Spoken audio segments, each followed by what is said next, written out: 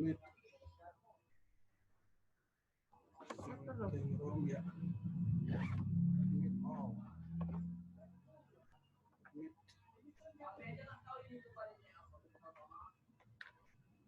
Admit all.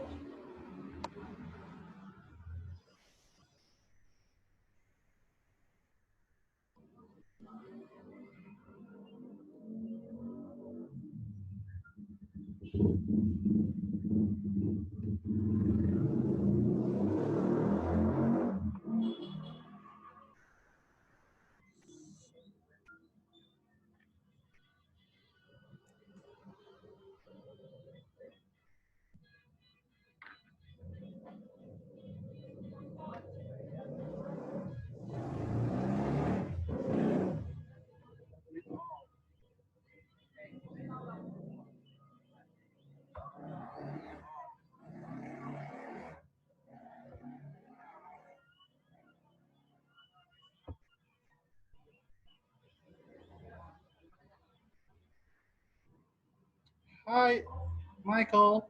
Can you hear me?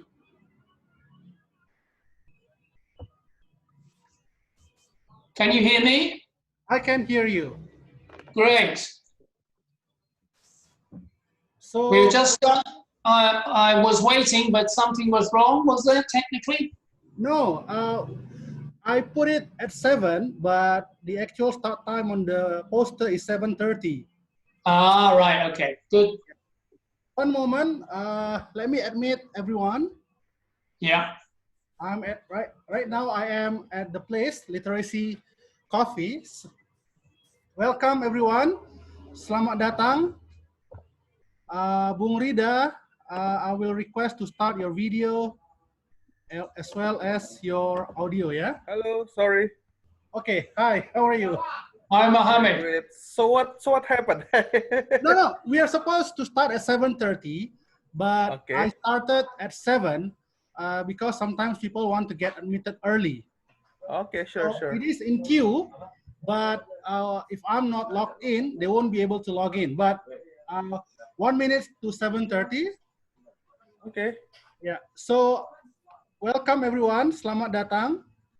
This webinar will be in Indonesian and English, so you can feel comfortable to talk in both languages, and I will translate to the speakers. Should you have any questions in Indonesian, to be asked to Michael Roberts here. And let me start. I will start. Our agenda today is a brief introduction by me, Surya Dalimunte, your host, followed by a presentation by Michael Roberts on the global situation, COVID-19 crisis, capitalism, especially later touching a bit on Indonesia, on the economic aspect, and he will be presenting lots of graphs, lots of data, yeah, as he is well known for. And Ridha. Many graphs. Yes. I have given the participants on the Facebook for Muhammad Zaki Hussein, I think, the previous presentations for South Africa and India, and you can see a lot of graphs there. And Ridha, at the moment, he is in NorthWestern University, PhD student, and he has written lots of works. Later, I will introduce him also in my slides. And he is also an editor, I think, for Left Book Review, yeah, Ridha, at Indo Progress. And he's a very prolific author. And I think we will enjoy Ridha's presentation later on, especially the political aspect of our topic and related solutions, yeah, or proposed what is to be done, some sort of suggestions maybe. And it's 7:30 now. Let me share my screen. I will start by sharing some overview, yeah? Okay. Can you see my screen, Michael and Ridha? Yes. Okay. So this is the slides I prepared today. And this is our topic.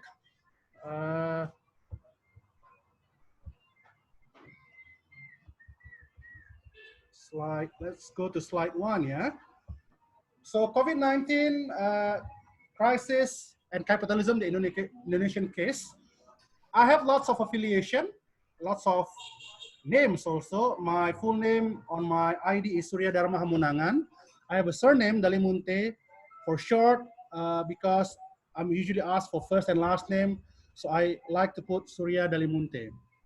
And the organization for myself, which I'm organizing this, is under the Intellectual Independent Indonesia, yeah, Indonesian Independent Intellectual. I am at Literacy Coffee. You can see here behind me the founder of Literacy Coffee. Yes, John Fowler, and later I will also introduce him, and perhaps I think I will ask him to speak also a bit. And Literacy Coffee, and we have today our presenters from United Kingdom and United States. Yeah, Roberts is located in UK, and Ridha is in US. So this is Literacy Coffee. Yeah, now it's at night, but on the top left you can see uh, the day view. If you take a picture from outside, so it's very beautiful. It's small, it's cozy, and we have lots of murals of famous Indonesian figures, Indonesian heroes, yeah, including many unnamed or yet to be recognized as they must, as they should, yeah. We have Tan Malaka there, we have Pramudia there, yeah, and you can see below also an event attended by many women. This is on the outside view of the place, yeah. And John is some sort of enthusiast of Batak culture, and you can see he has a book up there on I think it's Batak language, yeah, or culture, John. Budaya Batak atau bahasa Batak ini bukunya? On Batak culture, yeah. So the John Fowler Siahan, yeah. That's the website, literacycoffee.com. And let me go to the next slide. Yeah, so John's partner, Lusti, yeah? Lusti, you can see there, she also founded Women Today, an organization called Women Today, which often has many events here. And Literacy Coffee is funded independently, so they are always fundraising. So you can see the fundraising website, Kita Bisa, which is a famous Indonesian fundraising website. And you can access their website, Facebook, Instagram, and Twitter. Yeah, I think John, John, bisakah dalam bahasa Indonesia memberikan sepatah dua patah kata untuk para peserta kita hari ini? So I will stop my screen share and let John speak first, ya. Please, John. Oke, selamat malam buat kawan-kawan semuanya. Ya, kenalkan nama saya Cepal Kasihan. Bisa. Saya mencoba sih sebenarnya bagaimana ada sebuah pusat asing independen di Medan yang berbicara tentang secara lokal, secara Sumatera, secara keseluruhan. Mengingat bahwa hari ini aku lihat masih sangat minim beberapa lembaga yang konsen terhadap isu lokal. Okay, one moment. I will translate to Michael, yeah. So Literacy Coffee is some sort of an archive. It's a library, especially focusing on local news, local culture, local arts, local music. And there are very few such organization or institution here in Medan. Please continue. Ya, sehingga pada akhirnya tahun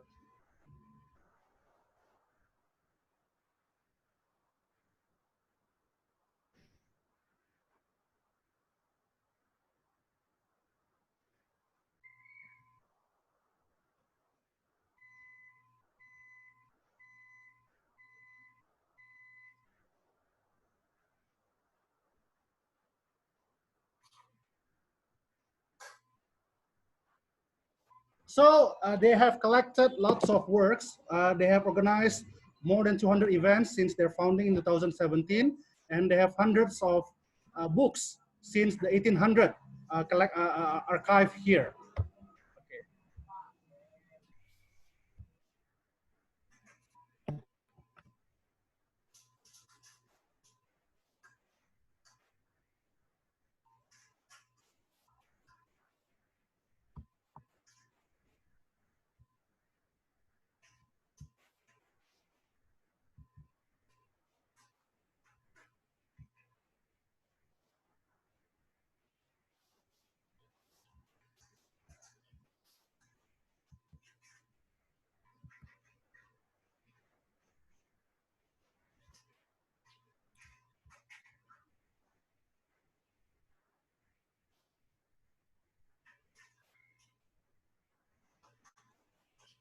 So especially the cafe, literacy coffee and library, they have helped lots of students, undergraduate students to finish or to complete their undergraduate thesis because they face difficulties in their own universities to access sources uh, to do their thesis, undergraduate thesis.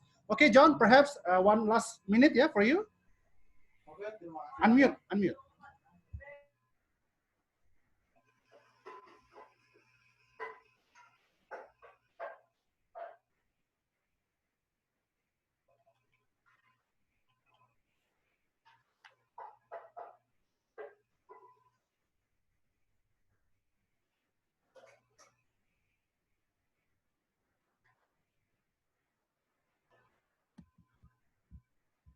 Thank you very much. John said that he wishes our discussion to be very fruitful, very productive, and lots of ideas and perhaps solutions can come from this discussion.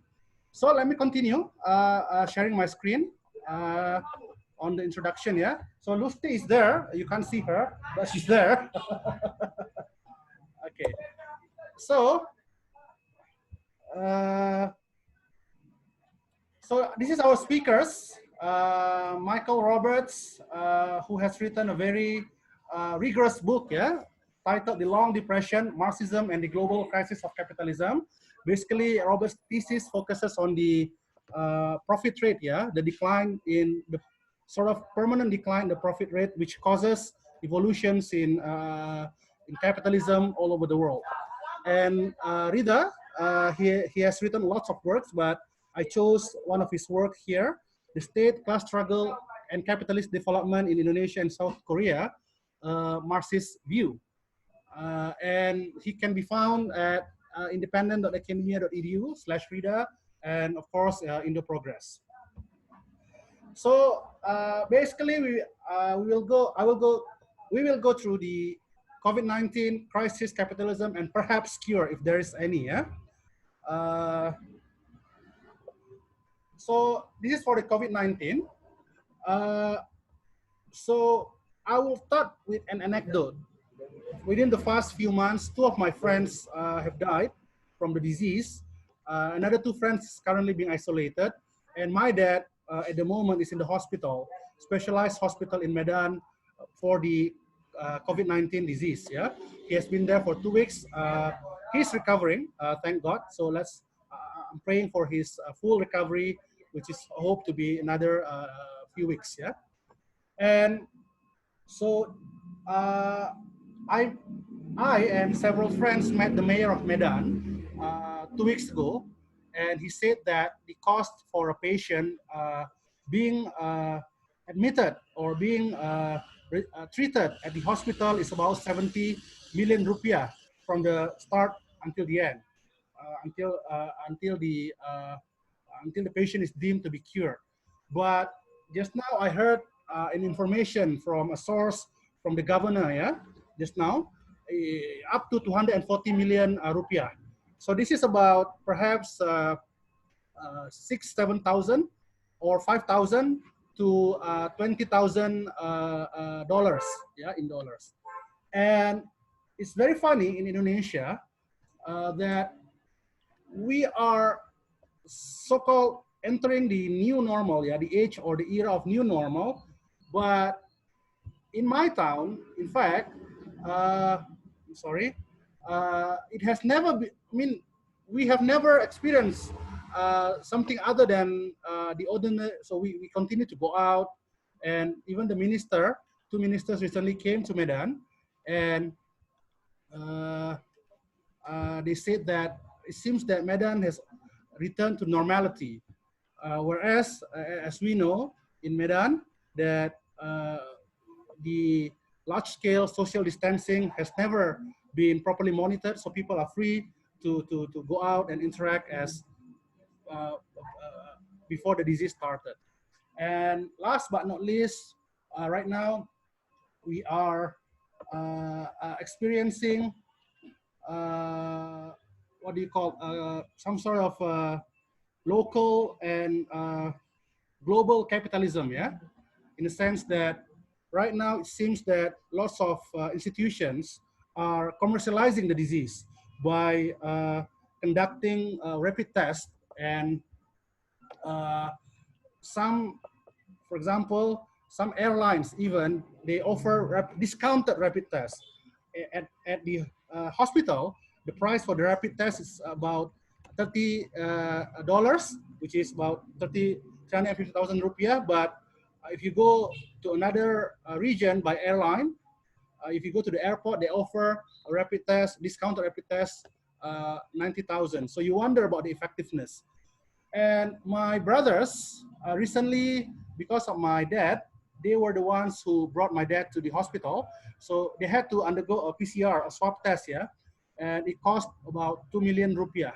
So this is a very expensive disease, and lots of problems caused by the disease in terms of how it is being capitalized, seems to be capitalized by Indonesian institutions and organizations, including the governments, yeah. And so you have PDP is an Indonesian term for patient under observation, ya, pasien dalam pengawasan. ODP is orang dalam pemantauan, people who are being asked to isolate themselves, and OTG is orang tanpa gejala, people without symptom. This is the most dangerous because they exhibit no symptom, therefore they're free to move around, and they're the ones who spread the disease to those whose immune system are weak. Yeah. So far, 74,000 people are confirmed to suffer from the COVID-19 disease in Indonesia. About 35,719 people have recovered, and sadly, 3,535 people have died. So we have a crisis in local government budget all over Indonesia, especially in our city, because the budget has been much reduced, because local tax receipt has been much reduced. And lots of regions in Indonesia, they must conduct regional election, and they have no funding for this because they have, even if they have funding, they must increase funding because it is planned that all the election officers should wear protective gears, and the booths are being redesigned to accommodate social distancing procedures. Physical distancing procedures. And therefore, the budget for infrastructure, Indonesian infrastructure is very bad. So you have to have maintenance budget every year to maintain the infrastructure. Now they are not being maintained because the budget has been redirected to tackle the COVID-19 crisis. So we can see in our city, for example, lots more flooding and lots more crumbling roads, broken roads, yeah. And everywhere, actually, PSBB is Indonesian for large-scale social restriction. So this has ended effectively. The head of police of Indonesia has stated that this has ended, so people are free to mix around, to go out, but it is not effective. Even during the social restriction period, it was not effective, and now we can see the number of people has skyrocketed who suffers or who contracts the disease. Unemployment, of course, increased by a lot. This is the largest or the most number of projection, yeah, by LIPI. Up to 25 million people will be unemployed by the end of 2020. I have the sources. If you want, I can send it to you later. So lots of conflicts on the streets at Mandailing Natal region, Regency. People block the roads, the local citizens there, local people there block the roads because they complain that they don't receive assistance as much as they should. Yeah? And also in Java, lots of similar cases, yeah, demonstrations regarding the financial assistance and food assistance. And direct stimulus to the people have been recommended by economists, intellectuals, elites of all ideologies. But the government seems not to hear all these recommendations. Even the mainstream, the so-called neoclassical or neoliberal intellectuals or economists, they have recommended direct stimulus, yeah, to the people, but these suggestions have been unheeded so far. Let me meet these people, yeah. Okay. All right, and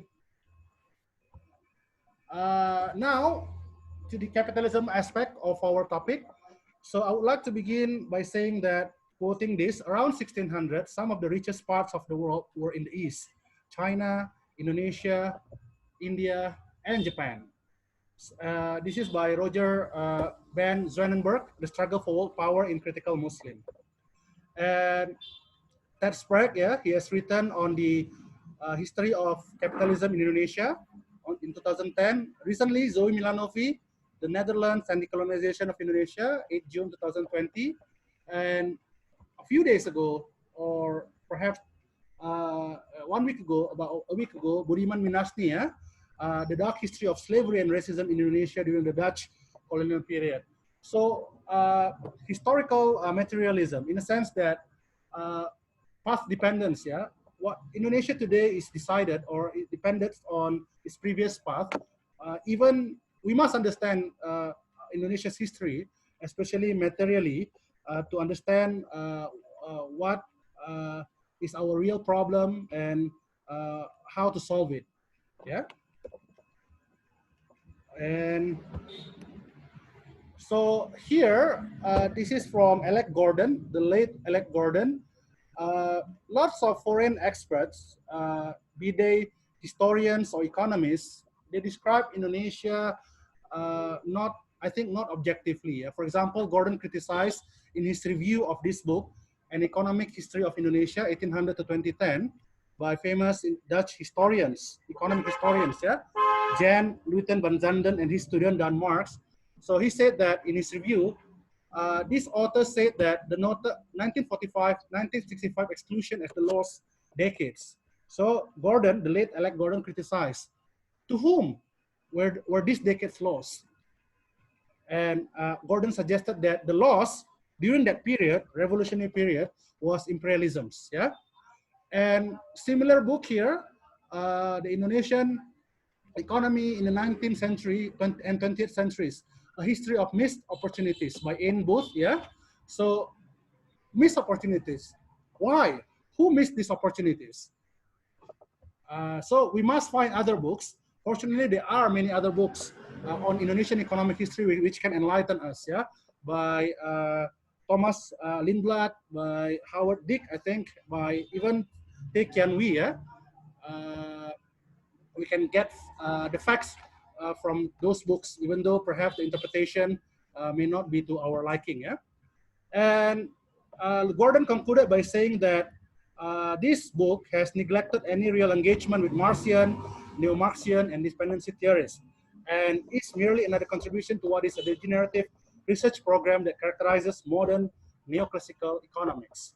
So we really need an engagement here in Indonesia, especially because of our history with Marxian and neo-Marxian and world system theorists, yeah, dependency theorists, to be able to diagnose Indonesia's problems and to offer useful solutions. Yeah. Here on the right side, Gordon's estimates of the amount of surplus extracted from Indonesia during the colonial period. Yeah, there are 5 works there, and I think this is, yeah, I think this is my last slide. Yeah, Intan Suwandi, her book, Value Chains: The New Economic Imperialism. So this book has won many awards. Yeah, not only the one mentioned there. So this book examined the exploitation of labor and class in the global south, using Indonesia as a case study, yeah? Using Indonesian suppliers. And it is very interesting because this book examined concrete processes through which multinational corporations located primarily in the global north capture value from the global south, yeah? How they enforce economical and flexible production, including labor management methods, aim to reassert the imperial dominance of the north while continuing the dependency of the global south. And this power must be broken if the global working class, if the Indonesian working class is to liberate ourselves, yeah? And this book is very useful because it puts labor and class back at the center of our understanding of the world capitalist system. Especially now in Indonesia, we have the omnibus laws, you know, which makes it easier for investments, foreign direct investments, foreign capital to enter Indonesia. And lots of protests, but it seems that the government and the executive branch and the legislative branch of the Indonesian governments continues to power through to force the law to be issued, to be released within 100 days. So within 1 or 2 months, we can expect this law to be ratified by the House of Representatives. So this is very worrying.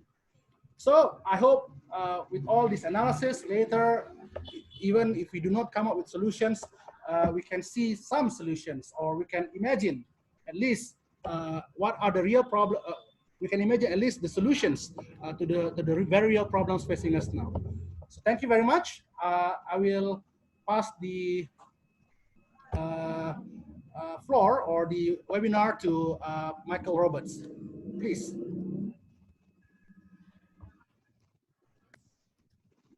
Well, thank you, Surya, for an opening account of the general issues involved in what's happened in Indonesia, and for that matter, what's happened in the global south. And clearly, there's quite a lot of literature that you've collected and other people have, which can explain a lot of the history of not only Indonesian capitalism and its suppression by global imperialism, but also the rest of the world as well. What I want to do in my contribution to this very, very useful discussion, it's not often you get an opportunity to discuss with people on the ground in various parts of the world, but particularly in Indonesia in this case, about what's going on and how that's affecting a major economy, because Indonesia has 270 million people, I think, to the latest figures, and it's a member of the G20, which is the club of the top 19 economies, because the 20th is the European Union, that meet on occasion to discuss world affairs, and in particular discuss the strategy for international capitalism. And Indonesia is part of that, one of the, if you like, major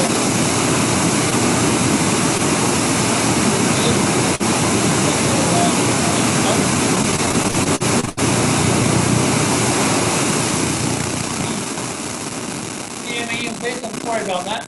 That's not me. It's somebody called Sharabu Shikara. Needs to mute. Anyway, so what I want to talk about is what's happening in global capitalism under the COVID, how that's affecting Indonesian capitalism and the economy there and the people in it. And then perhaps with Mohammed's discussion coming through later, we'll have a much more comprehensive picture on the issues that we need to discuss. So like Surya, I'm going to try and share a screen without too many mistakes. I hope this works. The host needs to allow me to share the screen. I'm blocked off at the moment. Surya, can you release that?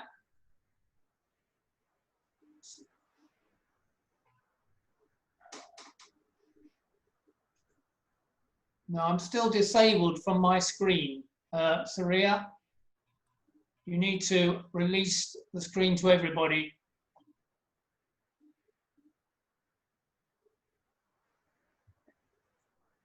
Yeah, that's it. Can you now? Okay. Yeah, we're fine. You should be able to see it now.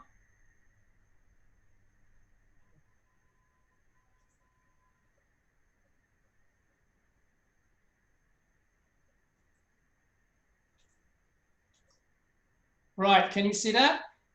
Yes. Yeah, okay.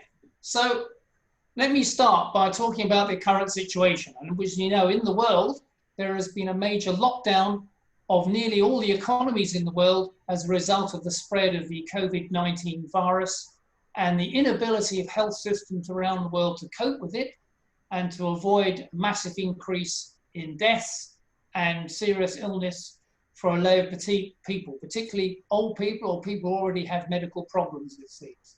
So this has forced governments with inadequate health systems to introduce full or partial lockdowns.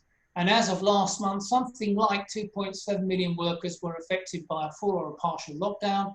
81% of the world's 3.3 billion workers were affected by that, even in countries where, on the whole, infection rates have been low and death rates even lower. This lockdown is unprecedented, unparalleled. We haven't seen anything like this.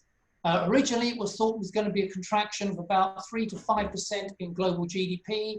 The latest estimates by the IMF, the OEC, and the World Bank suggest it's going to be even higher than that, and certainly worse than in the Great Recession of 2008-9. In the lockdowns, output in most economies, according to the OEC, will fall by 25% this year, and up to 1/3 in some of the sectors in the major economies. I'll show you a bit later the latest estimates for 2020, but they're truly staggering in the reduction in GDP by the end of the year. And for each month of containment, which has been on average about 3 months, there's going to be a loss of 2 percentage points in annual GDP. The short-term collapse in this output, according to one American economist, is equivalent and is passing anything we've seen in the last 150 years. That also applies insofar as we can see later on to the figures in Indonesia. And according to the IMF chief, Kristalina Georgieva, we now predict that over 170 countries will experience negative per capita income growth. That means that the income per person in the country will fall during 2020 in over 170 countries. And that includes Indonesia, as we shall see. And one of the clear things that comes to me from this reading and following Marx is he makes a very simple point that value, what's produced and what people can create in order to improve their living and also for the profits of capitalism, depends primarily on people going to work. There is no other way in which you can produce value. And as Marx says, every child knows if a nation ceases to work, even if it's not for a year, but even for just a few months or weeks, would perish. And that's certainly been proven by this COVID crisis and the lockdown that's taken place.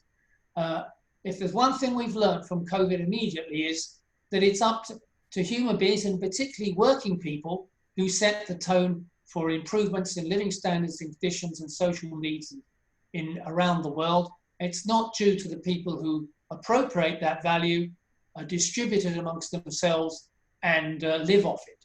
Only labor creates value. And we've seen that, the point I want to make is that this pandemic was not a bolt out of the blue. It was not like an asteroid hitting the Earth. It couldn't have been expected. Pandemics have been increasing for the last 25, 30 years as new viruses, which haven't come into the contact with the human beings, have started to affect them. This has come about through the industrialization of most of the world, logging, oil exploration, industrial farming, all those things, many of which you experience in Indonesia, has led to the more remote parts of the world, and where there are wild animals who've been keeping these pathogens in their bodies for thousands of years, have now come closer to human contact. And it seems through a process of jumping from wild animals into domesticated animals in industrial production and farming, and then into food markets, that these pathogens have begun to enter the human bodies. There's been a series of them. This is just the latest one, and there are probably more to come. The United Nations have warned that these pandemics were coming, but most countries and governments ignored that, thought they could carry on just as before. They didn't need to prepare for such pandemics. And so they were hit hard when it did happen. But the other reason we have to remember why there has been such a slump is not just the pandemic and the virus, but also the fact that on the whole, world economy, major economies in the world were slowing down over this longest period we've seen since the Great Recession of 2009. It's been a 10-year period of expansion, of the longest expansion on record, but the weakest expansion on record. It's been a very low growth rate, very low investment rate, very low productivity, very low wage increases on the whole internationally. And yet, just as we got to 2019, growth was slowing down in most of the major economies, at least of the global north, to under 2%, heading towards 1%. Europe was virtually in recession. Japan was in a slump.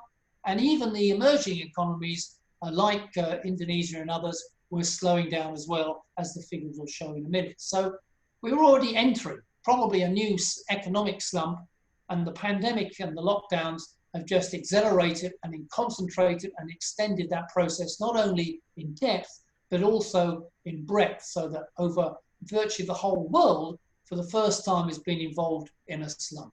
And we can see here in this figure, there's been the globalist economy has just dropped off a cliff edge.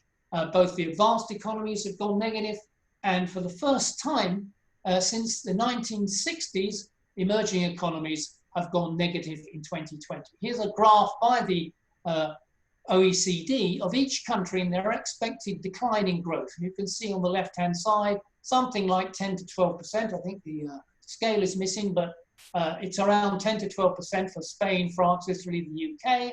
And then if you work down the list, you will find all the other countries, all in negative area, including India down the bottom there for the very first time. And as we'll see also Indonesia.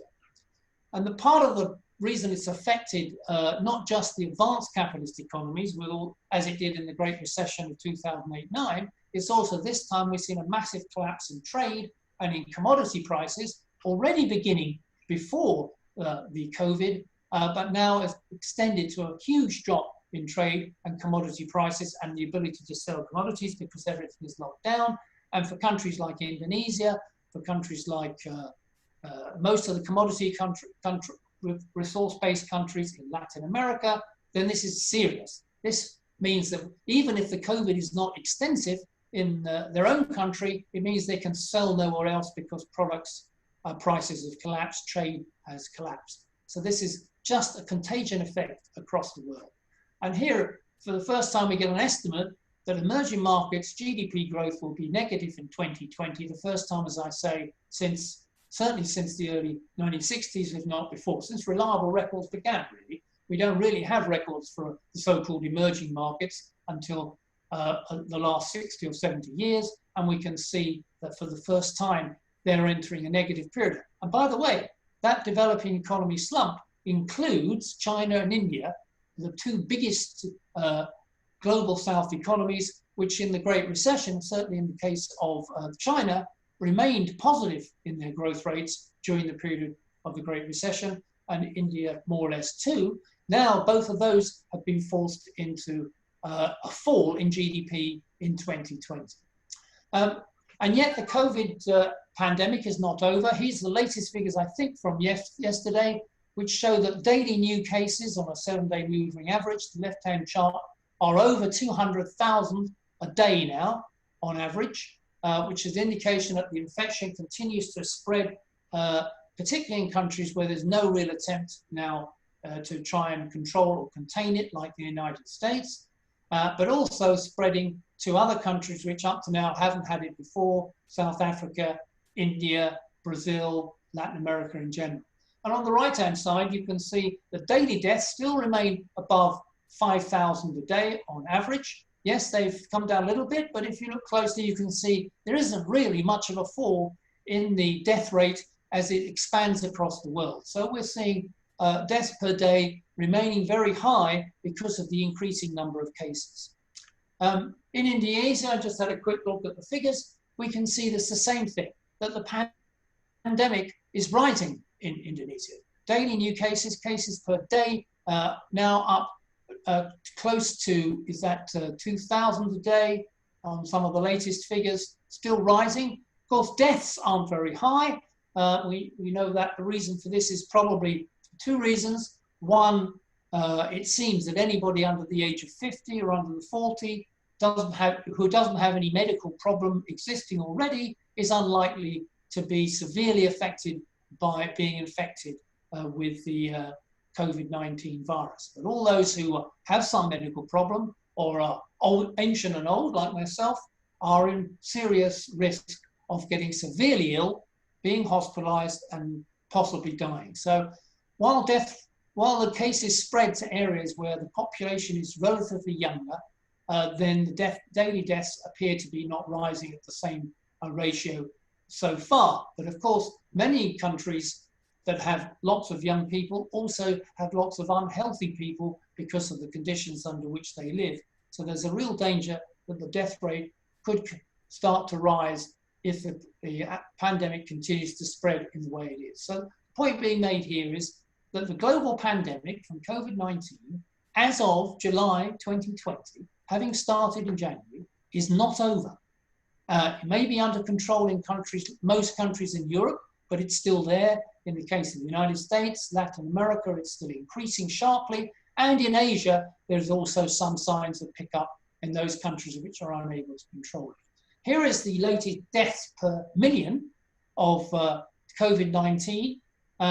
You can see just in that yellow block there, that's the deaths per million in the US and the UK. 408 deaths per million of population. The US has 350 million or so.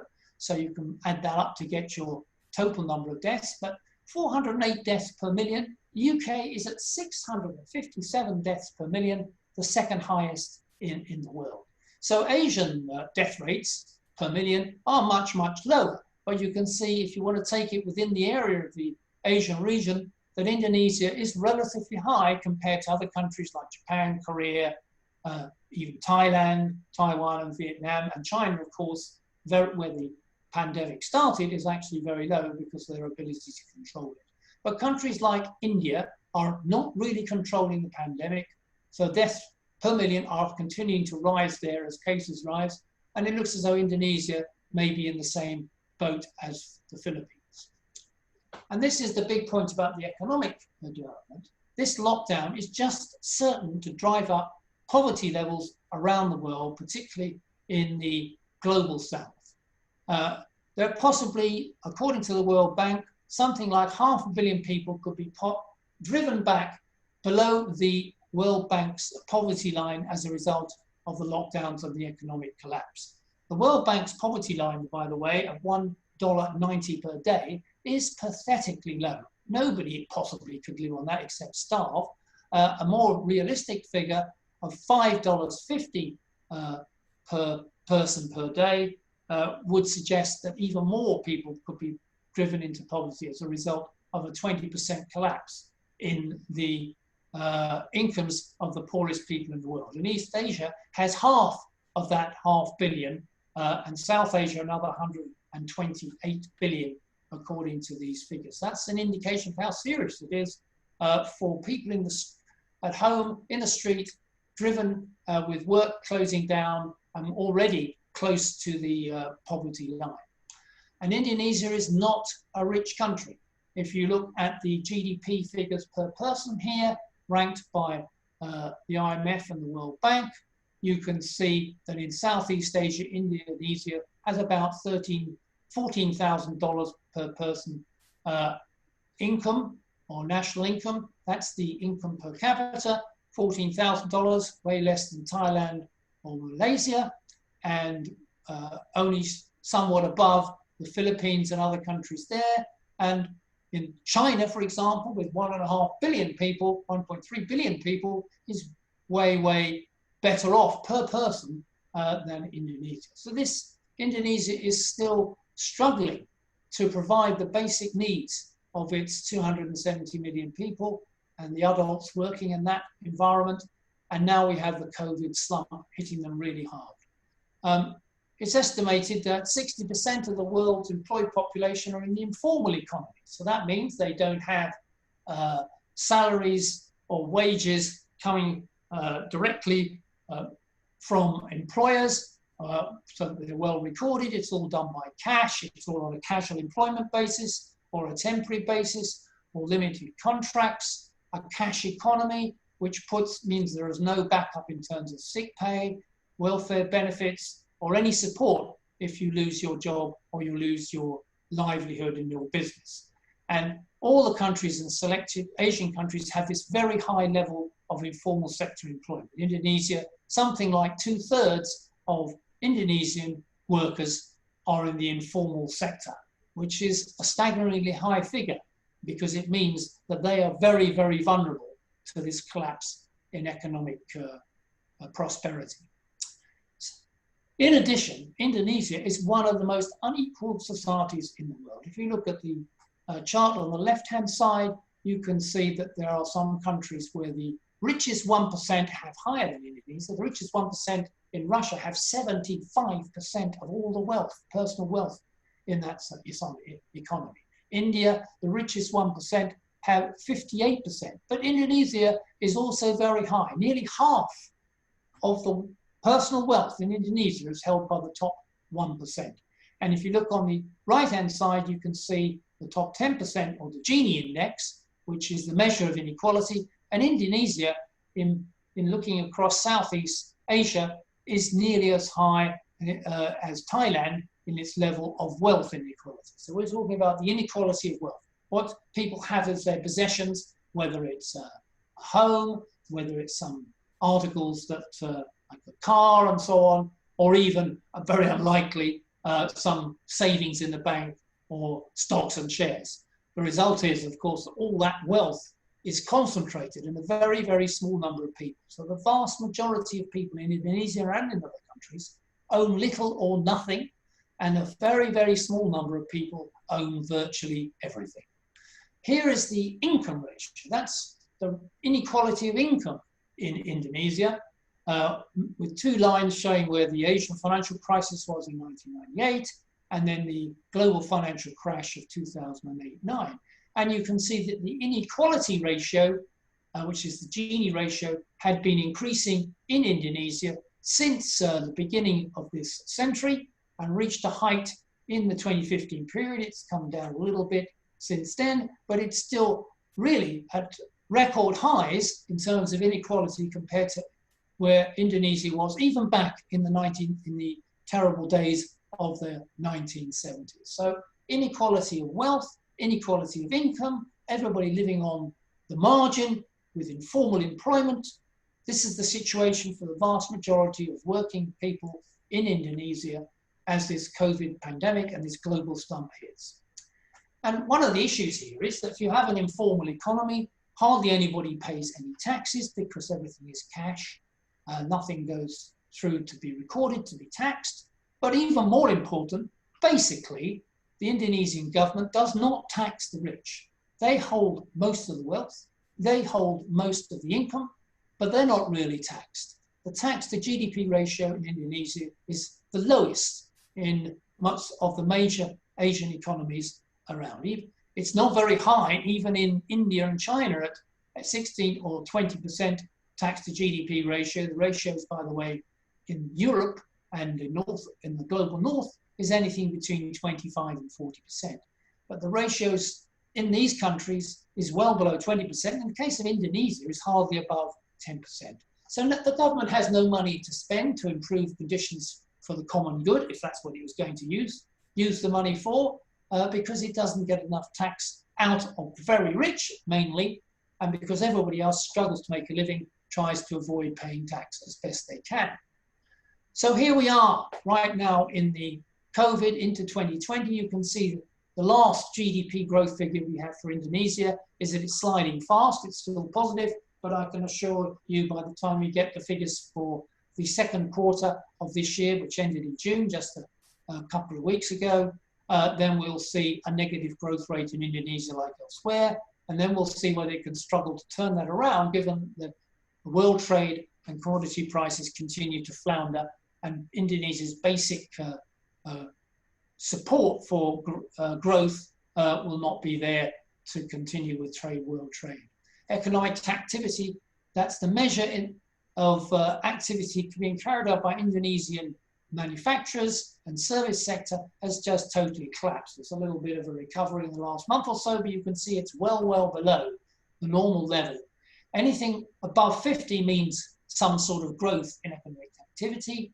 Anything below 50 on this index means a serious contraction. And the further down you are, the faster is the contraction. As long as if you're still under 50, an economy is still contracting. So even though that figure has jumped a little bit, it still means that the Indonesian economy is going down, and we will see in the second quarter the results of that. And of course, Indonesian households have stopped spending for two reasons. They haven't got any money because they're not working, large numbers of them. I think Sharia says something like 25% unemployment.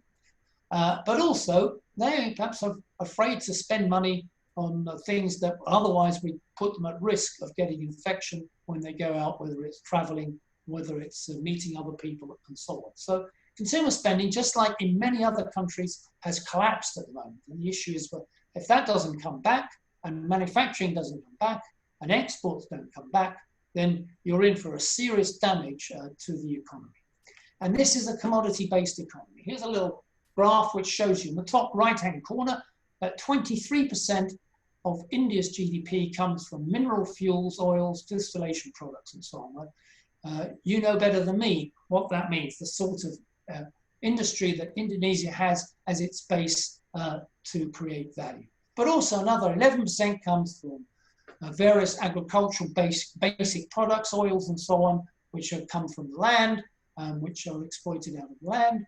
And then you can see also in the top right-hand corner, various minerals and so on. So if you add all that together, you're getting something like 40 to 45% of the economy depends on basic fuels, oils, agricultural and oil products.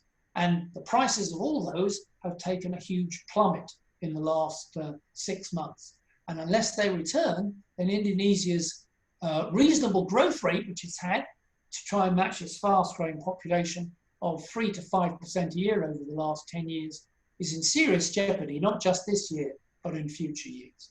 And the problem is that although Indonesia depends on a capitalist sector to get its value up by the exploitation of the workers involved in that, that capitalist sector is really not making much of a return. The multinationals that have invested in Indonesia are increasingly finding it difficult to get a decent rate of profit as they expand the level of machinery, plant and equipment they apply relative to labor. A lot of the industries that the multinationals have invested in Indonesia don't require a lot of labor, or they look for cheap labor because they're oil refineries and other products, or where they do, they don't return the sort of return they were expecting. And that's particularly the case since the Asian financial crisis. And we can see back before that, going way back, this is, if you like, the rate of profit for Indonesian capital in the economy as a whole was averaging around about 20% compared to the investment stock placed in it. But after the Asian financial crash, there was a huge drop and there hasn't really been any recovery. That means it's extremely difficult for Indonesian capital to recover from this slump on its own. It requires a massive bailout, or it requires actually the removal of Indonesian capital and its replacement by government and state investment to boost the economy. If Indonesia continues to rely on incentives to Indonesian capital and the multinationals to try and get them out of the slump, because the profitability is so low, they will not get the responding investment that they require to boost growth, boost productivity, and create new jobs at reasonable rates, but not just on the informal economy. They will stagger on in the same way they have done for the last 25 years. Corporate profitability, according to the IMF staff estimates, you can see, confirms the previous graph. You can see it slipping from 18% or so, according to the IMF in 2011, down, a little bit of a recovery now, but with 2019 it fell, 2020 will fall more. It continues to decline, making it very difficult to see much improvement we can expect in capitalist production in Indonesia. And the other issue is that if the prices of your exports are collapsing, but you still have to pay back debt that you've built up previously, that have been through investment or through corporations bringing in investment, or a government borrowing money, or companies borrowing money from international banks in order to grow. Then private external debt is increased across the board in various sectors on the left-hand graph there over the last 10 to 15 years since the Great Recession. And that debt is all in dollars. If the rupiah has been collapsing, which it has because of commodity prices, then that debt is very much more difficult to pay. And you can see on the right-hand scale, the IMF can see an increase in the problem loans. Companies, even before we get to the COVID, were starting to have difficulty in Indonesia in meeting their debts, despite low interest rates, because everything is measured in dollars. And if they can't pay back their loans in dollars, then they're in the danger of defaulting on their debt or not paying in the time, putting pressure on the banks. And now, with the fall in production, trade, and commodity prices, that red line on the right-hand scale is going to shoot up, and the overall bars on the left-hand scale are also going to shoot up, increasing the pressure and difficulty of meeting debts. What help are they getting? The IMF may be able to offer them money in a crisis, but it'll be limited, and that will put them probably under pressure to meet the terms of the IMF, which will require paying that back over time. So it puts tremendous pressure on the Indonesian national economy if it's placed in a position where it has to go into an IMF program in order to try and meet the external debt figures we can see here and avoid too much rise in problem loans. Can the government spend money to boost the economy if the capitalist sector won't in Indonesia? Well, if you look down this list, there's been some huge increases in fiscal spending by many European and global north countries in trying to bail out both companies and workers to some extent and try and keep the economy going during the pandemic lockdown. But if you look on the right-hand side of the scale, you can see it's mainly global south or emerging economies. That means that they just don't have the funds to spend in order to compensate for the loss of jobs, lockdown, the closure of production and investment. Indonesia is only government spending 2.6% of GDP, and you can compare that to, say, the US at 8% or Hong Kong at 10%. Indonesia is not in a position to make the sort of spending that would get them out through government investment or government spending. They just don't have the resources. And the international organizations of the IMF, World Bank, and so on, or the Asian Development Bank, cannot provide anything like extra help to achieve that. And that applies not just to Indonesia, but also to most of Southeast Asia and Latin America and the other countries. And as I say, the capitalist system overall was already in difficulty. And I think, just finish on this, Ridha and everybody else, not to go on too long, but to make the point that this COVID pandemic has driven the world economy into an unparalleled slump.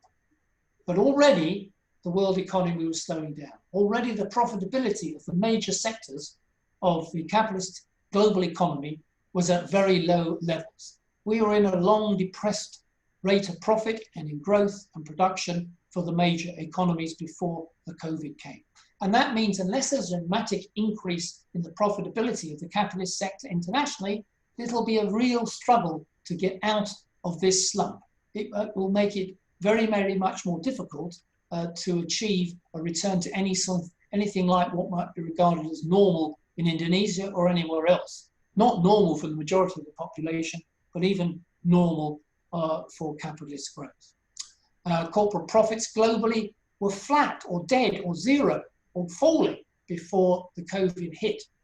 This is a measure of all the major economies' corporate profits, doesn't include Indonesia's, of course. I'm talking about the top economies, and you can see that already they were in difficulty before that. So, and we're expecting now, I've just seen the latest figures, that global corporate profits, that's the profits that big corporations make around in the major economies, are going to fall by something like 25% this year. So you can see that that black line is going to go further, well down to the bottom, below the -20 there in this coming year. That's going to be very difficult to recover from. And what it means is you get a permanent loss of output. Here's the IMF's estimate if you see that black line running from 2018 from left to right, that was the sort of trend growth rate that the global economy was achieving before the COVID hit. And then we get the slump as a result of the COVID.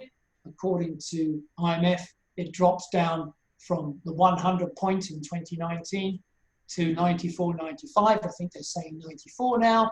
And then there supposedly is going to be a recovery, but it may not be a recovery which is achieved for several years. So will that blue shadowed area, something like $12 trillion, which is equivalent to something like 13%, 14% of world GDP, over that period of time is lost forever. You can't get that back. That's not returning to the previous growth rate, even if that's possible in 2 or 3 years' time, still means that all those jobs, incomes, products, resources have been lost to the world during the period of the slump and its recovery. That's what slumps do. People forget, they think, oh, it's a slump down, then you come out of it and you carry on before. Yes, but the slump means, whether it's a V or a L or whatever, that means that cumulative output loss is lost forever. And there's not going to be a V-shaped recovery, in my view. Here is the estimates made by the OECD. If things go well, then maybe by the end of 2024, you'll be sort of recovering to some extent. But if you have a double hit, in fact, you could go with a new virus outwave, or the lockdowns continue longer, or we get into a financial crisis as a result of the slump, then there will be no return to this previous trend growth rate, which, as I just said earlier, was some of the lowest growth rates we've seen since records began in the last 50 or 60 years. So a growth rate where back in the 1960s and 70s, economies could grow, global economies growing, say, at 4 or 5%. In the 1990s, maybe 5 or 6%. In the 2000s, 3 or 4%. After the global financial crash, global economy was growing at about 2 to 3%. Now we're not going to see that trend growth rate anymore. We're going to be in a position where it's basically way lower than that. So entry, as it were, a very low investment rate. This is the investment rate for all the major OECD economies, and that shows you how much it's going to fall. The investment rate was already very low anyway, and now this COVID slump is going to drive capitalist investment almost down to zero. So there'll be no improvement, no recovery, which will be recognizable to the majority of us in order to develop the resources and improve social needs, even if that was fairly shared, which of course it isn't. And yet the corporations of the big multinationals and around the world are increasing their debt to overcome this. So they have a very high level of debt, which means that they're in the position where they could easily have bankruptcies and defaults if there's any rise in the debt servicing costs, which are low at the moment, but if they were to rise as a result of any sort of recovery or inflation returns, then you would be in a serious situation for many companies. So what I'm saying is you've had a supply shock, a collapse in production. Then you've had a demand shock, a collapse in spending and investment. Now you could have a financial crash because many companies go bust or won't pay their debts, and then the banks will be in trouble again. In my book, finish on this, my book, The Long Depression, I argued that what we're in since 2008 has been a depression as opposed to a recession. You can see on the top 3 points, there are different sorts of recovery after a slump. The normal one is a V shape, which is what most governments are hoping for now, and what the capitalist strategists are hoping for. Sometimes you get a W shape, it goes up and it collapses again, that is in the 1980s. Or you get a depression, which is like a reverse square root. It's the other way around for a square root, those of you know your basic arithmetic, and what a square root looks like. This is the reverse sign of it. And you can see you don't return to trend, you stay on a new lower level. And that's happened on 3 times, in my view, in the history of capitalism. The late 19th century, we saw that in the Great Depression, and no return to the trend growth until war began. And now, in the last 10 years, it's something similar. It seems we're about to enter a new leg of a long depression, where that trend growth rate, which you can see in the dotted blue line, before 2008, was replaced by a new trend growth rate, the first leg of the long depression, the yellow dotted line, and then with these collapse in the COVID and the recovery, we could end up on that red line, which is a completely new and lower trajectory. And the loss in between the blue dotted line and the red line in terms of growth is truly huge over the next 10 years if that's what's going to happen. That is the prospect for world capitalism. And of course, that affects Indonesian capitalism. There is no escape for Indonesia. They depend on the world in particular and what happens there. So if world capitalism remains in a depression, that can only damage the ability of Indonesia to grow, to meet the needs of its huge population. Already, the inequality of wealth and income is there. This will only tend to get worse, and the lowest majority of the population will fail to see any prosperity out of Indonesia if that's how the situation continues. That's it from me.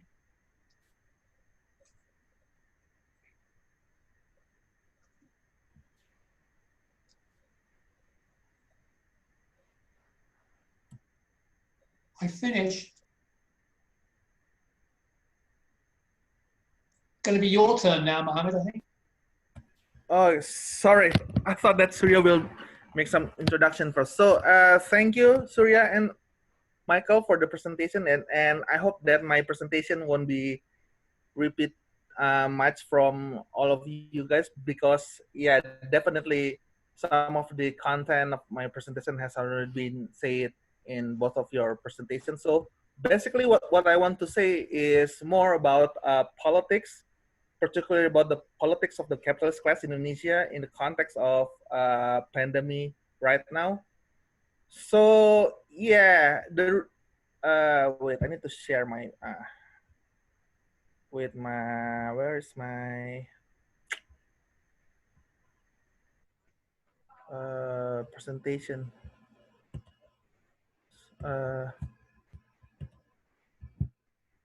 Can you guys see it? I think, yeah. Yeah, I think you're nearly there. You just have to open it up. Yeah, There we go. That's it. Okay, sure. Okay, thank you. So, okay. So basically, what happens in Indonesia cannot be separated from the political character of Indonesian capitalist state itself. So there are two main important traits that embedded in the Indonesian capitalist state. The first one is the authoritarian legacy, which basically makes the state insulated from any popular aspiration.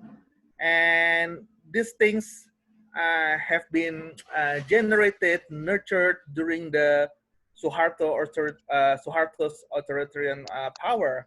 And although Indonesia successfully transformed itself into a democratic state, this kind of legacy did not really vanish. So after Suharto being toppled, the structure, the power structure that sustained Suharto is still there. So that's why even we already have this kind of more or less 21 years of democratic reform, we still have to face this concrete material structure of authoritarian, the so-called authoritarian legacy, in which the power of the state being dominated by only merely several class power, whether you want to call it as a capitalist class or oligarch. Yeah, you can say it as you wish. And the second one is related to neoliberalism. So basically, after the 97-98 crisis, the very foundation of the economic structure in Indonesia transformed radically, which previously only controlled by the state due to authoritarian politics.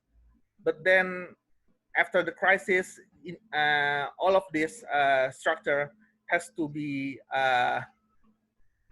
transformed into more market-friendly economic structure. So that's why we have these two political structure that really interrelated in current Indonesia's capitalist state, and it makes So that's why we have really so-called ignorant elite in the top of the government, which basically related to this legacy, authoritarian legacy. And the second one is we have this kind of lack of public infrastructure because of this neoliberalism. And so that's why during the crisis, the government only provide, you can say, insufficient stimulus in order to maintain the economy of the Indonesia. The government provide 405 trillion rupiah, in which if you convert it into US dollar, I think it's around yeah, 300 million, something like that. And unfortunately, this stimulus is focusing more on how to sustain the economy, or you can say the capitalist economy in Indonesia. So you can see that there are four main posts that really want to be allocated in here.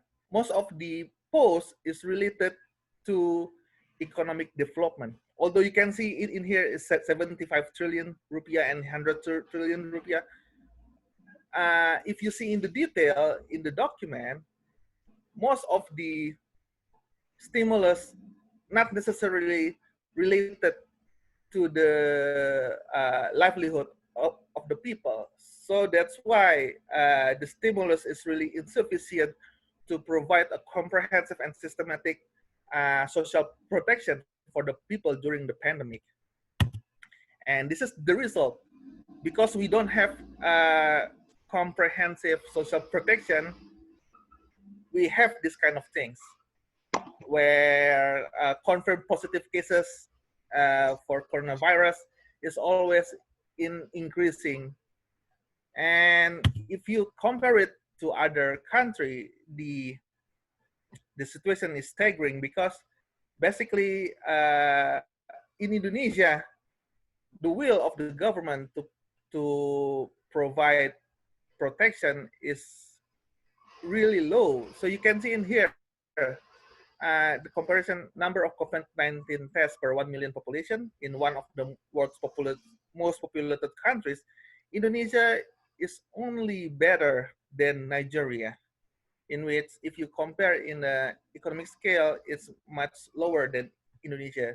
Even countries like Pakistan and Bangladesh, they are more successful to provide protection through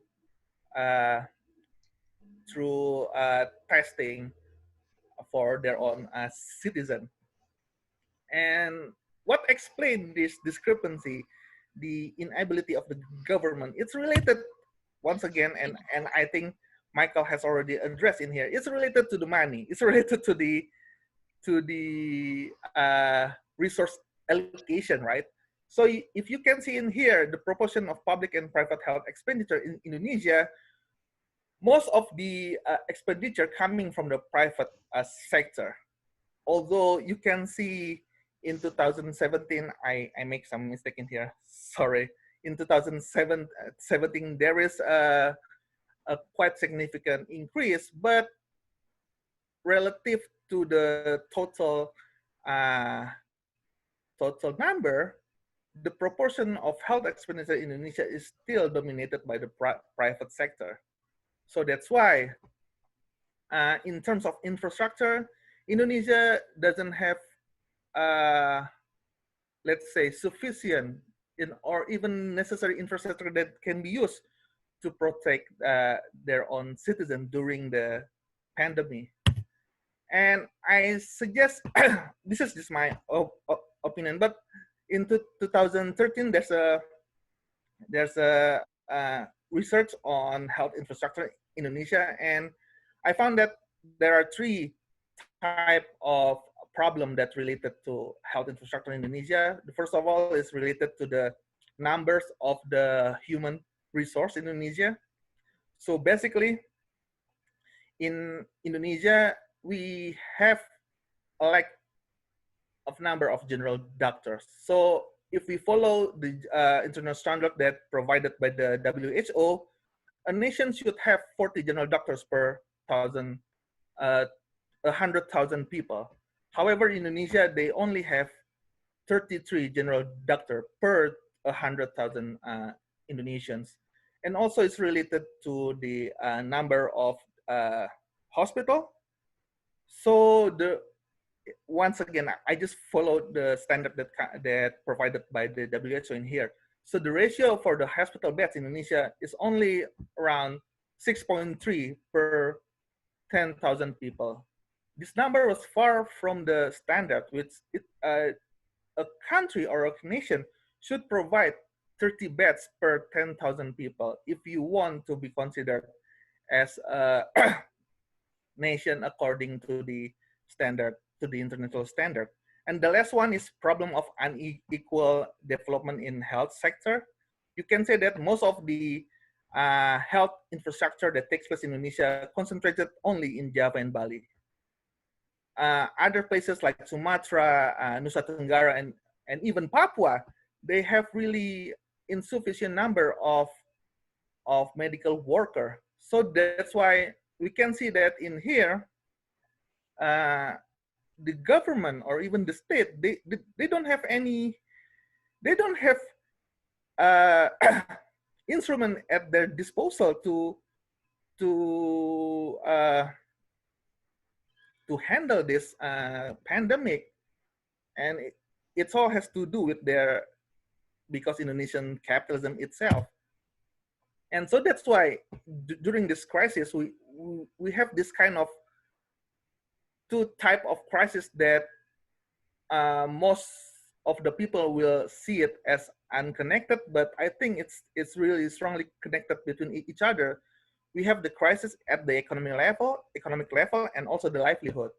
The economic level, Michael has present us very brilliantly about how the rate of the fall of the rate of the profit, economic growth, and everything at the formal national level in Indonesia, which you can say that there's a strong weaknesses in Indonesian economic, which govern in the logic of capitalism. But at the same time, we have this kind of day-to-day crisis, which related to the unemployment, declining income, even the deterioration of health among the Indonesian population. So with these things in mind, we have this kind of class struggle that takes place in Indonesia.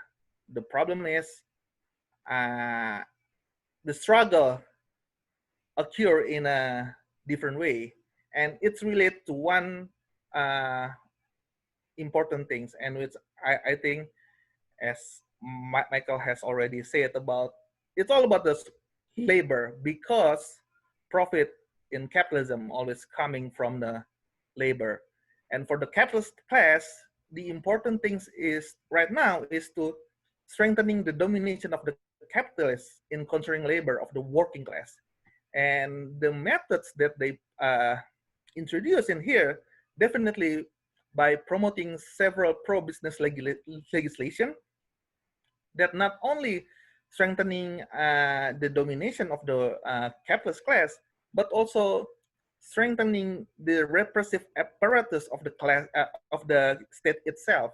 So you can see that there are several new law that has been introduced, like the omnibus law, which basically a law that tried to overcome all law in Indonesia that considered as preventing any capital accumulation right now. And the second one is mineral and natural resources, which basically, as previous presentation before, because mineral and natural resources is one of the sector that important for the Indonesian economy, the capitalist class needs to ensure that the accumulation through exploitation of natural resources can be takes place without any prevention, any challenge from, particularly from the people, right now. So that's the type of the class struggle that coming from the capitalist class, but also we have another type of class struggle that coming from the working class. Our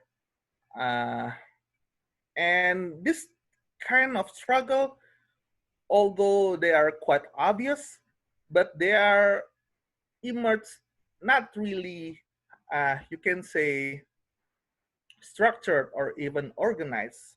So more of this struggle coming into more like spontaneous way in order for the working class to cope with the crisis that happens because of the pandemic, like normative struggle at the factory level.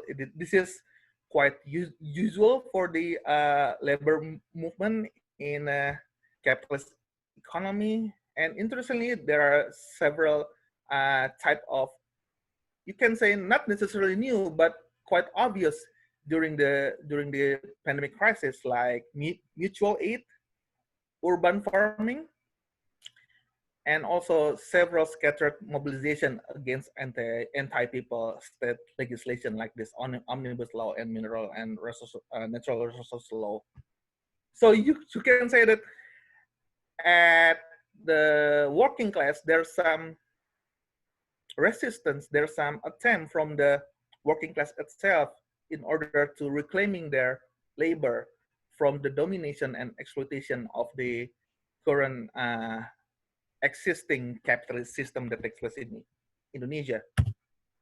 And I kind of want to focus to the experience of mutual aid because it is quite interesting because it tries to provide a new way of thinking about how we can understand class struggle in non-conventional way. Although this idea is not necessarily new, it's already been promoted by thinkers like Kropotkin. But I think there's a important value that we need to be highlight in here about the importance to move beyond your own issue, move beyond your own sectoral ego. And I found this experience is quite illuminating in how we can understand to move our agenda for class struggle in Indonesia. So we can see in here, there's some cases like in capital city of Jakarta, where several people organize crowdfunding campaign to raise funds to support worker from informal sector, and also some people in Yogyakarta.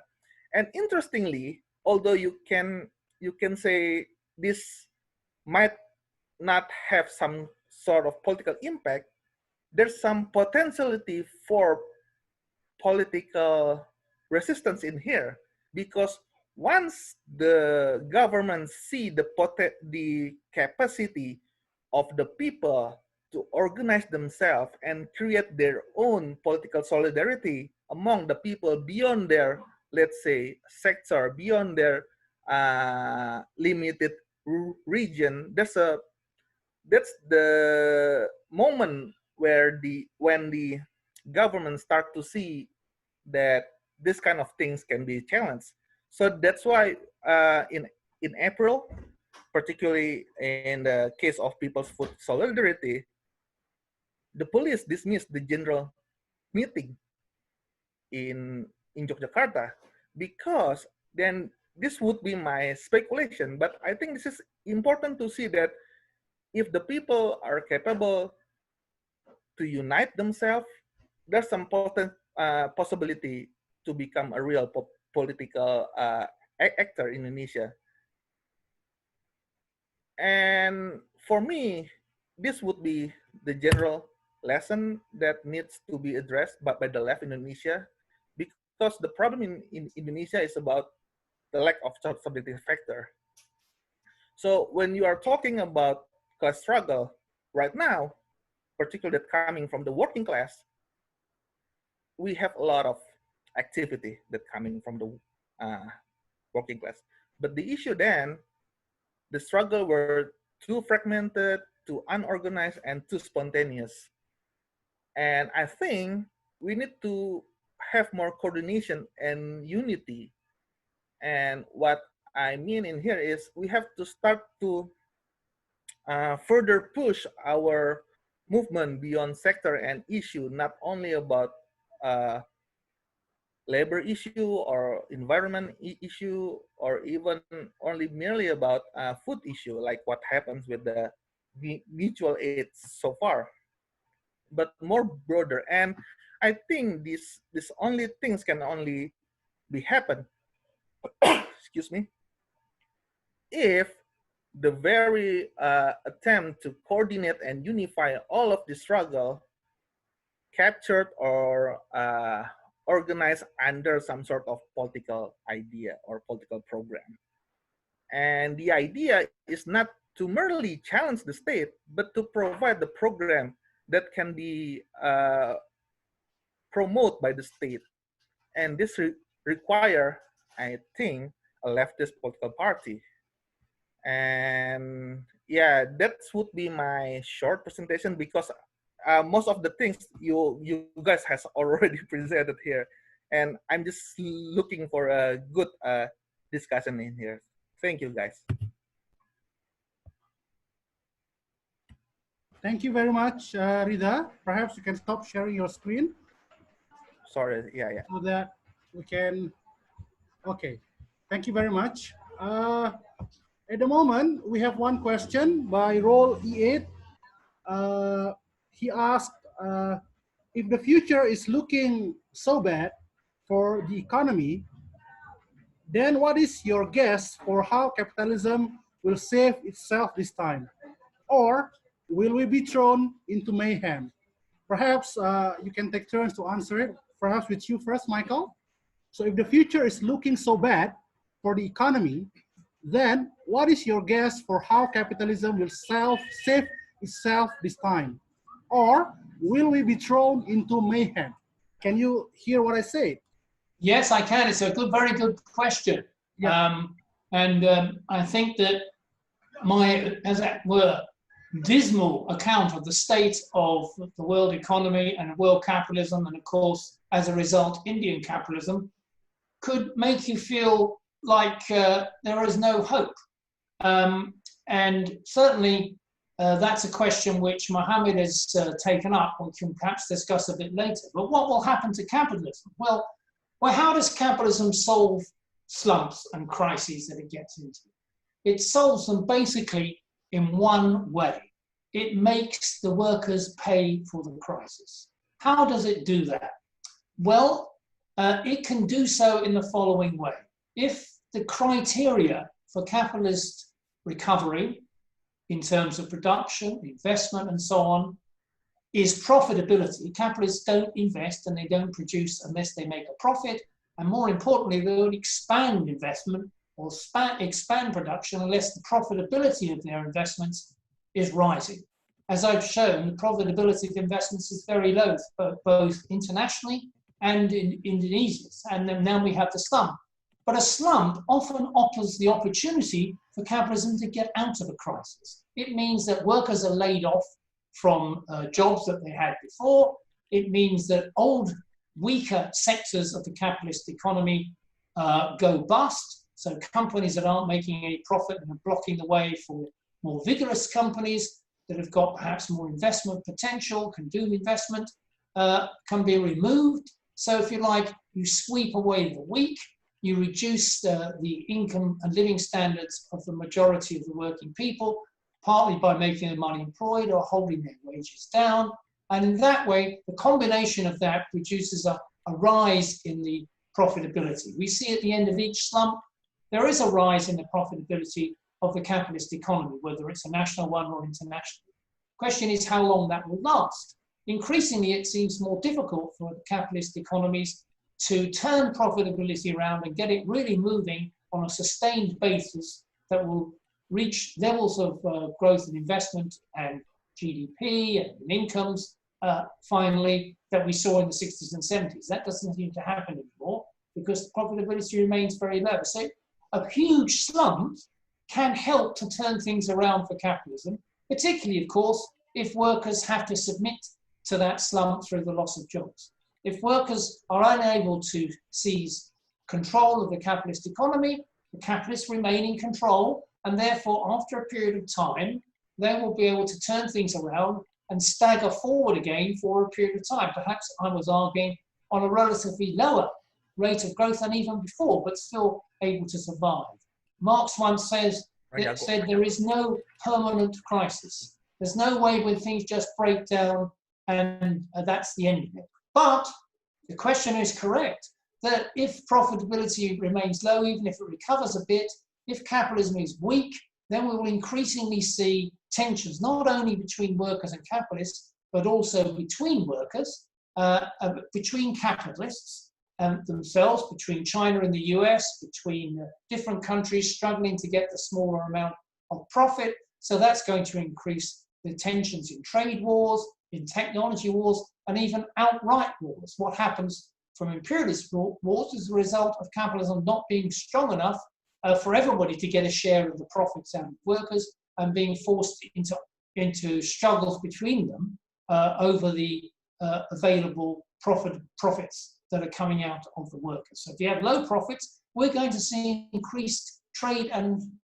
technology and even military tensions around the world, which could lead to serious crisis. That's a sort of mayhem which is on the horizon. So on the one hand, capitalism will survive unless the workers remove it, but capitalism will struggle to get back to the prosperity it's ever achieved before. And so we are entering the 21st century where the major danger is of imperialist rivalry and struggle between the major economic powers over a smaller and smaller cake.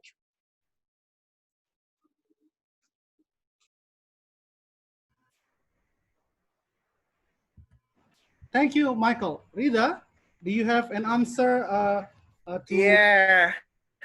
Yeah, I kind of think that we need to recall Rosa Luxemburg argument about barbarism or socialism in here, because the only things that we have if we fail to create a strong alternative against capitalism is definitely barbarism right now. And Michael has already provided such argument about the mayhem. Most of the solution that provided by the capitalists definitely will sacrifice the working class. And not only do the working class, but also even the environment and even the life itself. So it is important to have a quite clear and also solid anti-capitalist alternative right now. But the question is, who will provide that, right? And it's definitely not the job of the capitalism, of the capitalist class. It definitely is the task of the working class. And the problem right now is, even though the capitalism or the capitalism itself is definitely in the position of a weakness, but the power of the working class is weaker than the weakness of the capitalism itself.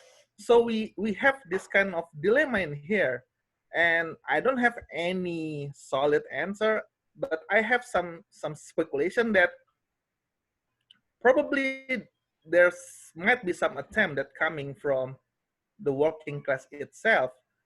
But right now, unfortunately, we don't have any clear alternative that occur in our experience.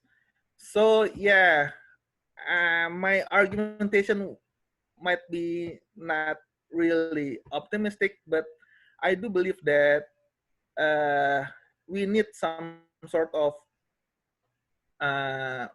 firm understanding that the only way to resolve current capitalist crisis definitely not coming from the capitalism itself. That's all. How about you said that the working class... Can I speak? One moment. Who is asking? Amal? Yes, it's me. Okay, please. It's go me. on. Go on. Yes. Ridho, for Ridho, I think your description about Indonesian government to handle the COVID-19, I think it's so narrow-minded, I think, because not any one country in the world can handle properly this pandemic. Even Robert's country also, England, is very worse now. How the government handle this pandemic. Yeah. To blame the Indonesian government, I think it's not wise. It's not wise for the one side. It's better. Indonesia now is better than other countries like India, for example. India, they choose lockdown is a solution for to handle the pandemic. But what happened? They abandoned 2 million migrant worker without transportation, without what we call food, and many other what we call solution for the migrant worker. But it's not happened in Indonesia because our government not choose the permanent lockdown for that is what is the example. Indonesian is better than another country like India, for example. It is one example. That is why we cannot blame our government like this, like Ridha said. And then your data also about the COVID test. I think I think this day, I think it is 1 million people have already tested by the government. And then in your what we call in your PowerPoint is only 500,000. And then another comment that I want to say in this forum for Robert also and then Ridha also, it's because they use the Marxist perspective to see this pandemic, what we call this pandemic. But unfortunately, in my opinion, it is only good in analysis, good in analysis, but very less solution. Yeah, solution for the country like Indonesia, in the what we call in the periphery of the capitalism, the country in the periphery of capitalism. That is the one of my comment. Another comment. How do you think?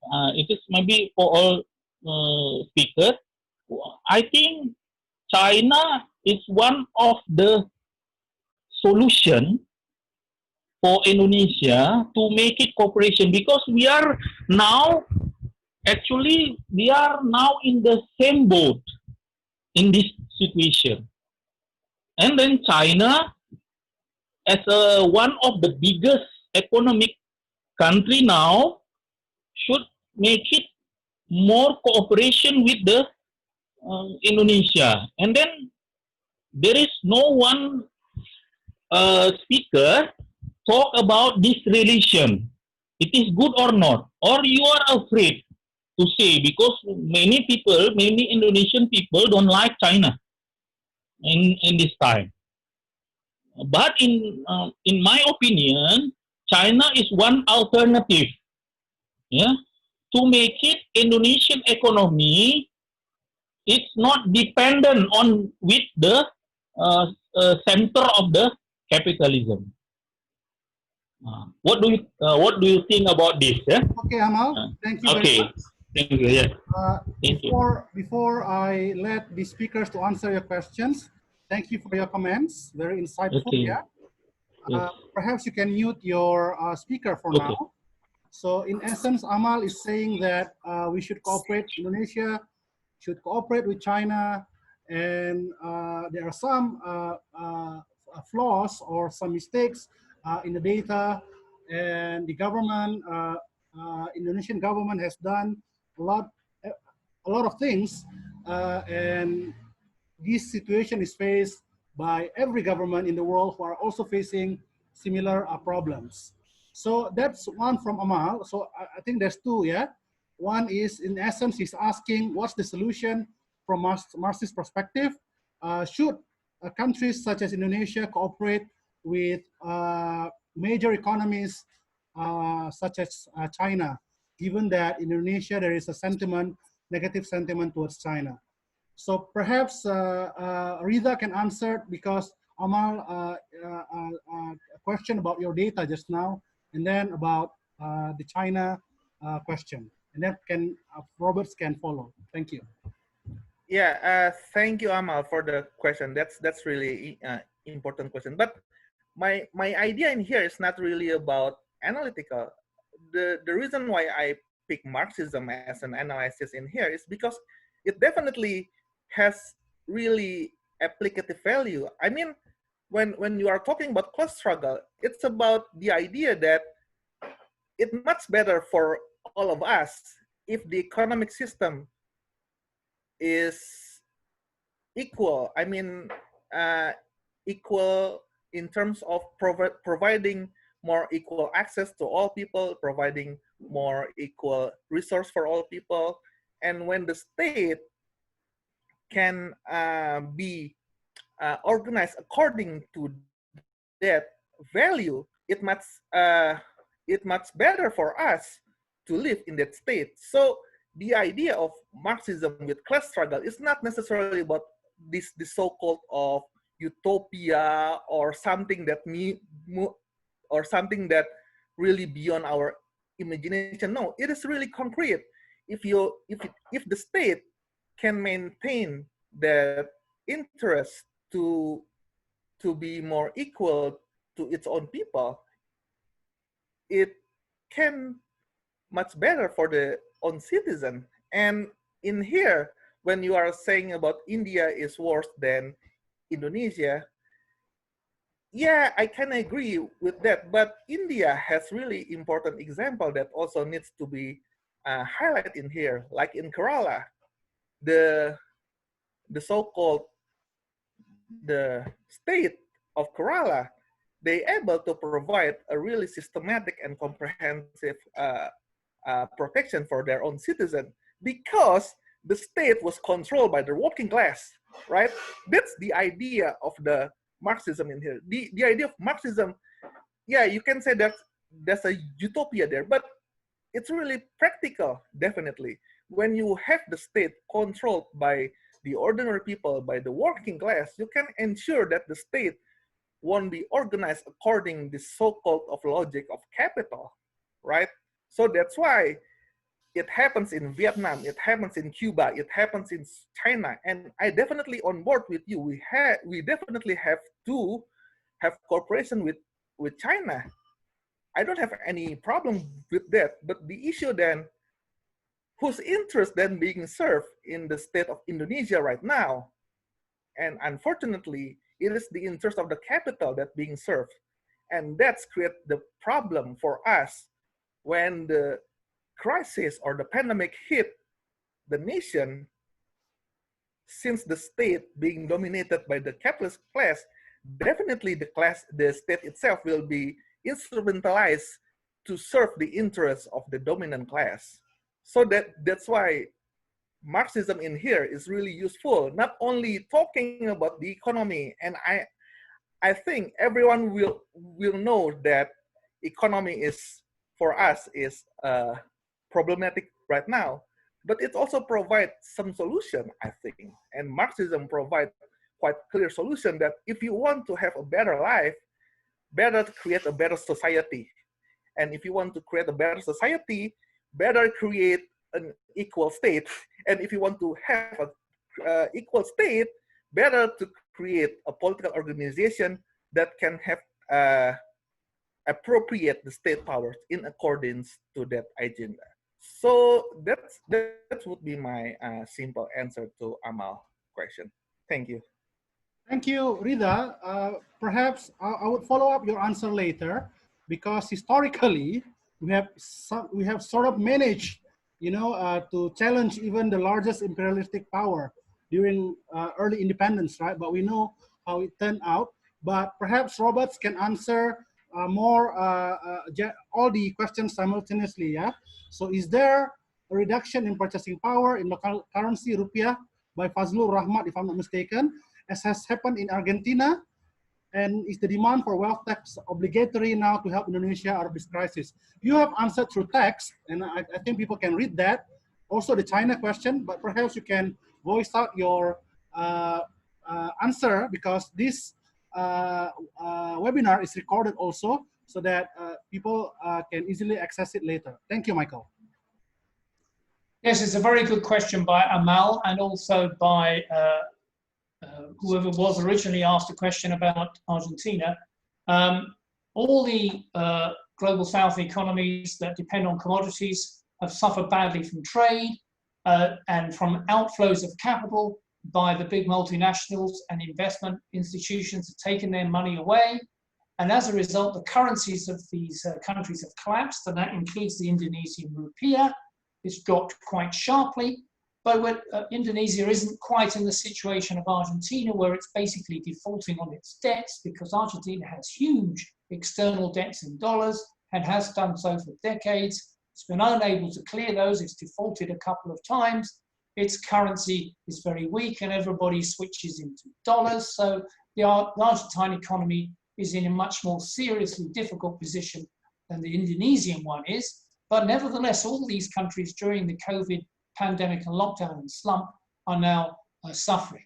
The question originally asked, well, maybe we need a wealth tax to redistribute the huge inequalities that exist in Indonesia and elsewhere in wealth and income. And I'm sure that would help. All I would say is that it would have to probably be international, because if one country introduces a wealth tax in order to tax the rich will try to take their money elsewhere to different countries, and they will try to hold the government to ransom with a wealth tax, which is why even the best and well-meaning governments, and there are not really many of those, because they're more in the interests of the multinationals and the rich than they are in taxing them, even if they were to do that, they would face problems.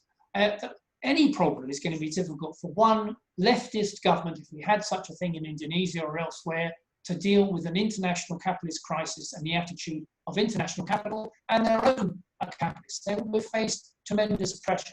A wealth tax would be a step, but actually the only way you're really going to permanently get a government in a position to actually help the people is by taking over the major sectors of the economy which is held by the multinationals and by domestic business and finance.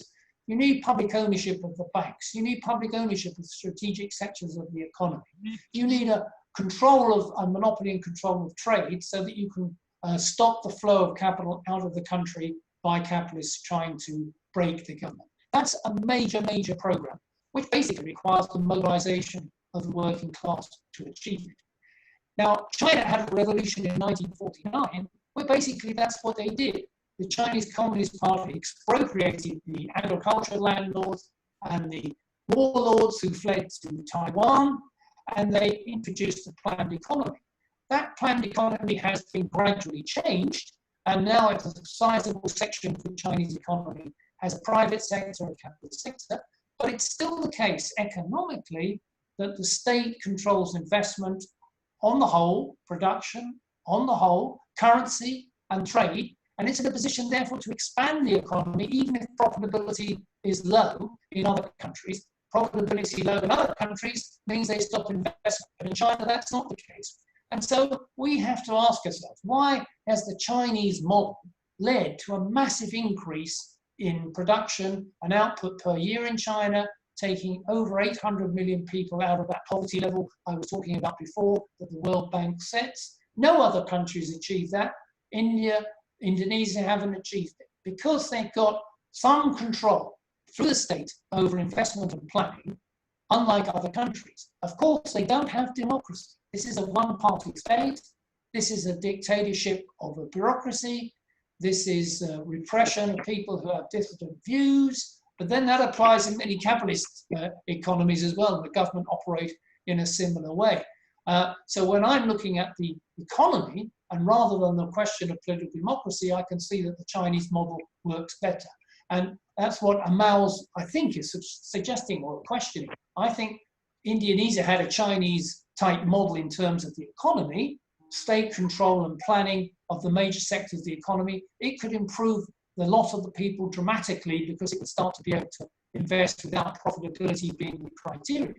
But also, you could only succeed eventually by having full democratic accountability and control by the working class. That doesn't exist in China. So inequalities in China are very high, like they are in Indonesia. But it certainly seems that if you're able to reduce the ability of the law of value and profitability to operate in the economy, and you can invest for social need rather than profit, you can make big progress even in this world capitalist economy we are at the moment. Thank you, Michael. I would like to follow up the questions here. Ridha has suggested that Indonesia needs to have a left party or a leftist-oriented party. And the history for leftist party in Indonesia is not a happy history. Yeah? It was crushed. The Indonesian Communist Party, the largest party, communist party in the world, in fact, if I'm not mistaken. Yeah. And at the moment, the Indonesian law still outlaws any party that or any dissemination of Marxist Leninist teaching. In fact, I was a bit worried for this webinar. Therefore, I checked the law, but I decided since the websites of Indo Progress, and then we have lots of left-leaning websites and left-leaning discussions. Although some of the books, some of these discussions are still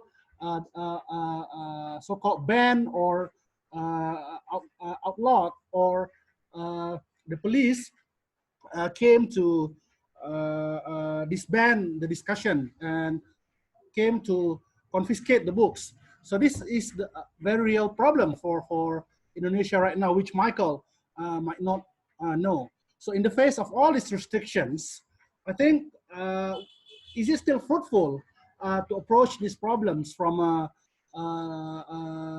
leftist party angle, or more towards what you said, mutual aid, mass organization, which need not be a political party. Also, Michael, it's very interesting that you said that China is a non-democracy. Therefore, even with all their problems, they still have some progress, yeah, in terms of lifting their people out of poverty and all that. So, what do you think of the development of democracies around the world? You know, like we have so-called right now, a lot of foreign observers, foreign academics are saying Indonesia is facing an illiberal democracy, an illiberal democracy.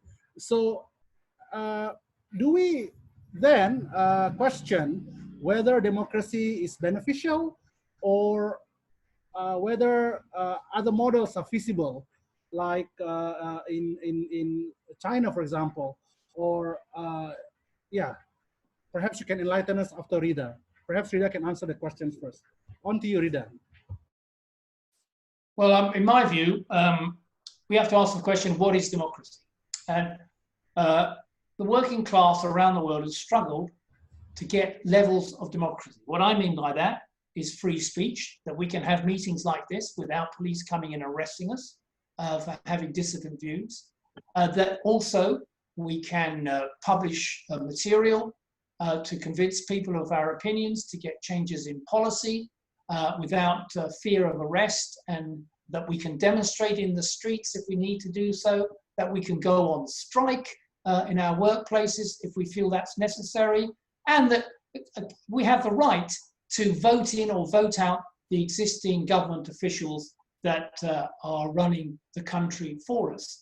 Those rights took hundreds and hundreds of years in Europe and around the world to achieve. So they're not to be dismissed. But that is not enough for real social democracy, because I don't know, in the United States, they get to vote once every 4 years between two millionaire finance parties about how to run capitalism. That's their only option.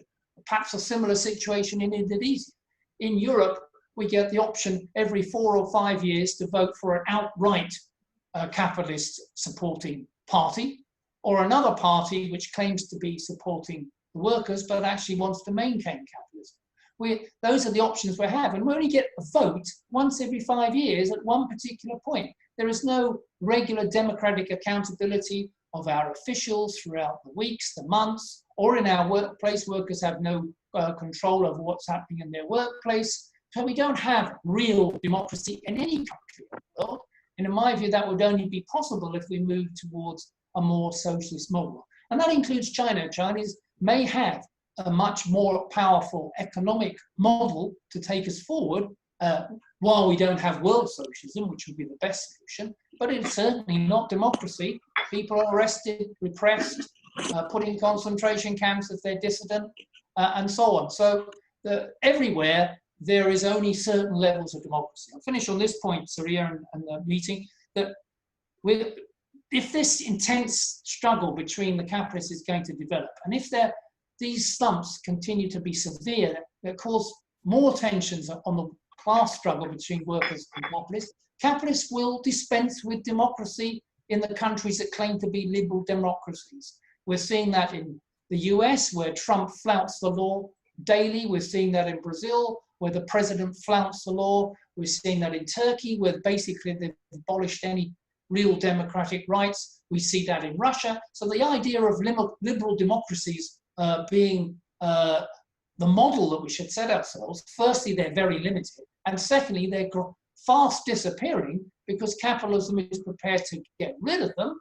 if they're not working in maintaining its interests and look for more autocratic methods. Don't forget, in the 1930s, capitalism resorted to outright fascism and military dictatorships, which took a world war to get rid of, and also after the war, took colonial struggles to get rid of military regimes run by imperialists, and in Europe to get rid of military regimes in Spain, Portugal, Greece, and Italy during the 50s, 60s, and 70s. So we certainly don't want to say, because liberal democracies are not full democracies, that we should forget about those democratic rights. We need to defend those democratic rights and take them much further. Thank you, Michael. Ridha, perhaps I schedule the webinar 2 hours until 9:30, but if the speakers are available, we can continue. But if not, we can finish at 9:30. And also, I think there are no more questions I can see, but perhaps if there are more, please feel free. Ridha, so I'll repeat the question, about leftist party, and also perhaps your idea, your comment about democracy also. Thank you. I'll probably have to go after 2 hours. Yeah. Okay, so 5 minutes, 5 more minutes, Michael. 5 more minutes, yeah. Yeah. Okay, so basically about the leftist parties, I'm not really interested about the ideology in here. I'm just really interested about the practicality. I mean, as Michael said before about the importance of state nationalization, the importance of taking control of the main economic sector, what kind of instrument that we can ensure that realization. And I don't see any possibility that's coming from the mutual aid or mass organization. It has to be coming from the state power. And state power can only be organized if you have political parties, if you have political organizations. So that's why the reason for the leftist party is not really about ideology. It starts from the material condition of the struggle itself. And the reason for the importance of the leftist parties, regardless of this problem in Indonesia, it's still there, right? So if you ask whether Indonesian can cope with current condition where the state still disallow leftist organization, for me, it's a question of strategy and tactics, how we can outmaneuver such regulation. And if you ask me whether we have right now leftist party, yes, definitely. There are several leftist parties in Indonesia, but most of them can be considered as illegal right now. And the idea is, right now, if you see from the history of the leftist party all around the world, they always start with state repression, right? Even the Bolshevik, the Communist Party of Russia, they start with the repression that's coming from the Tsar. So it's not really unique to our problem. The question right now, what kind of strategy, what kind of tactics that we want to conduct when we want to establish our own leftist party?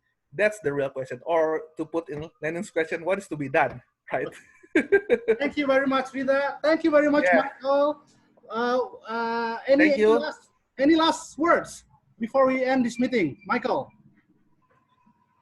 No, I think I've spoken enough. I don't know if Muhammad wants to say anything. Okay, thank you very much.